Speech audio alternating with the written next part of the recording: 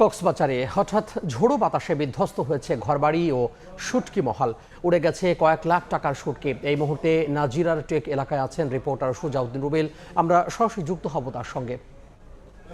কক্সবাজারে গত কয়েকদিন ধরে ভারী বৃষ্টিপাত কিংবা ঝড়ো বাতাস বয়ে যাচ্ছে। হুট করে গতকাল যেহেতু আজকে সকাল ভোর 4টার দিকে কক্সবাজারে যে সর্ববৃহৎ শুটকি মহল রয়েছে সেখানে একটি ঘটনা ঘটেছে।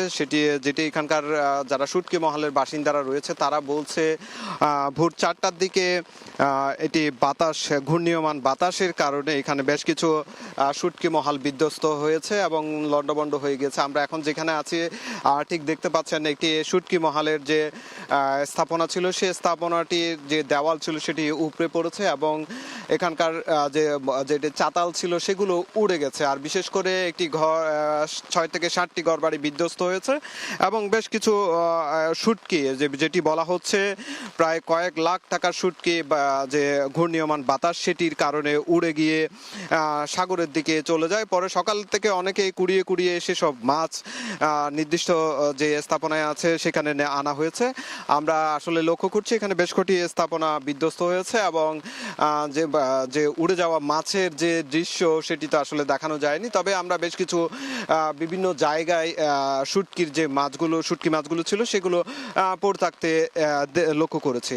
তো এখানকার স্থানীয় বাসিন্দারা যেটি বলছে তারা এটিকে যেহেতু তারা সচক্ষে অনেকে দেখেছেন সেটি বলছে, তারা বলছে এটি টর্নেডো হতে পারে এবং টর্নেডোর তারা বলছে। তবে আবহাওয়া অফিসের সঙ্গে আমরা কথা বলেছি, আবহাওয়া অফিস যেটি বলছে এটি কোনোভাবে তারা টর্নেডো হিসাবে মানতে নারাজ। তারা বলছে যেহেতু গত কয়েকদিন ধরে ভারী বৃষ্টিপাত হচ্ছে এবং যেহেতু ঝড়ো বাতাস বয়ে যাচ্ছে সেই ক্ষেত্রে ভারী বৃষ্টিপাতের কারণে অনেক স্থাপনা দেবে যেতে পারে এবং সেটি বিধ্বস্ত হতে পারে, তেমনটি আবহাওয়া অফিস আমাদেরকে জানিয়েছে। আবহাওয়া অফিস যেটি বলছে আগামী কয়েকদিন এই যে ভারী বৃষ্টিপাত সেটি অব্যাহত থাকবে এবং কক্সবাজারে গত 18 দিনে প্রায় 500 থেকে 600 মিলিমিটার বৃষ্টিপাত হয়েছে। গত 24 ঘন্টায় আবহাওয়া অফিস যেটি জানিয়েছে 114 মিলিমিটার বৃষ্টিপাত কক্সবাজারে রেকর্ড করা হয়েছে।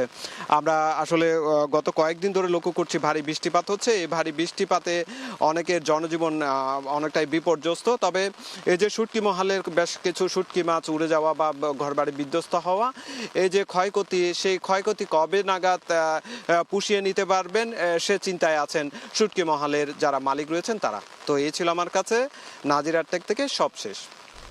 সহকর্মী সুজাউদ্দিন রুবেল যুক্ত হয়েছিলেন কক্সবাজার থেকে।